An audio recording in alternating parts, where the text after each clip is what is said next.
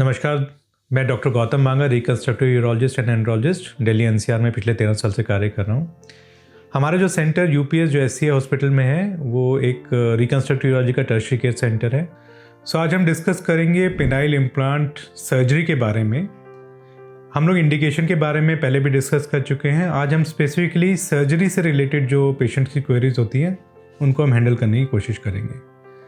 तो सबसे पहला क्वेश्चन यही आता है कि डॉक्टर साहब कितने दिन के लिए हमें हॉस्पिटल में रुकना पड़ेगा।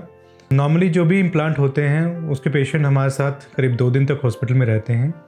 हम उन्हें सर्जरी वाले दिन ही एडमिट करते हैं और पहली सर्जरी की तरह पेनाइल इम्प्लांट सर्जरी को लिया जाता है। फिर उनका दूसरा क्वेश्चन यही होता है कि कितने समय की सर्जरी होती है, हमें पूरा एनेस्थीसिया दिया जाएगा कि हमें स्पाइनल एनेस्थीसिया या लोकल एनेस्थीसिया दिया जाएगा।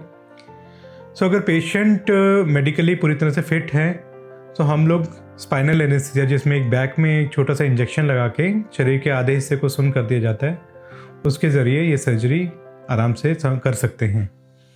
मैलेबल इम्प्लांट में सर्जिकल टाइम जो होता है वो करीब 1 घंटे से लेकर 1 घंटे 15 मिनट का होता है। उसके दौरान अगर हमने स्पाइनल एनेस्थीसिया में सर्जरी कर रहे हैं तो पेशेंट पूरी तरह से होश में रहता है, वो डॉक्टर से डिस्कस भी कर सकता है और अगर कोई प्रॉब्लम है तो वो उस बारे में भी बता सकता है। कुछ पेशेंट अगर जनरल एनेस्थीसिया चाहते हैं तो हम वो सुविधा भी हमारे पास है, जो हमारे पास एक फुल फ्लेज एनेस्थीसिया टीम और रिकवरी और आईसीयू सुविधा है। हमारे तरह के एनेस्थीसिया देने में हमारा जो टीम है वो सक्षम है। अगर हम इन्फ्लेटेबल इम्प्लांट कर रहे हैं तो उसमें थोड़ा सा समय ज़्यादा लगता है, क्योंकि उसमें 3 कंपोनेंट होते हैं और उसमें जो सर्जिकल टाइम होता है वो करीब 1.5 से 2.25 घंटे के आसपास समय लगता है। जो रिकवरी है बहुत ही स्मूथ होती है। हम 2 घंटे के अंदर पेशेंट को खाना पीना अलाउ कर देते हैं और 1 घंटा रिकवरी में रखने के बाद वो आराम से रूम पे शिफ्ट किए जाते हैं।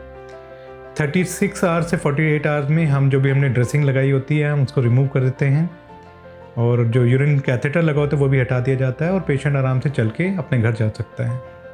अगर इन्फ्लेटेबल इम्प्लांट लगाया गया है तो उसको 2 दिन के बाद, जो कि 48 घंटे बाद, डिफ्लेट कर दिया जाता है और फिर उन्हें 14 to 16 डेज़ के बाद आना होता है साइक्लिंग के लिए। जो स्टिचेस होते हैं वो डिज़ोल्विंग लगाया जाता है मोस्ट ऑफ केसेस में और पेशेंट को दोबारा उसको निकलवाने के लिए आने की ज़रूरत नहीं होती है।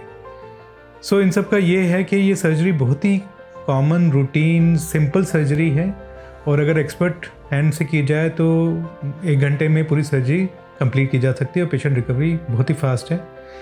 सर्जिकल पॉइंट ऑफ से डरने की कोई ज़रूरत नहीं है। आप जब भी चाहें आप अपना पेनाइल इम्प्लांट प्लान कर सकते हैं और अगर आप मेडिकली फिट हैं तो एनेस्थीसिया पॉइंट से भी आप बिल्कुल तरह सेफ हैं। अगर आपकी कोई भी इम्प्लांट रिलेटेड क्वेरी है तो मुझे या मेरी टीम को आप संपर्क कर सकते हैं and we are always there to help you out with that. Thank you.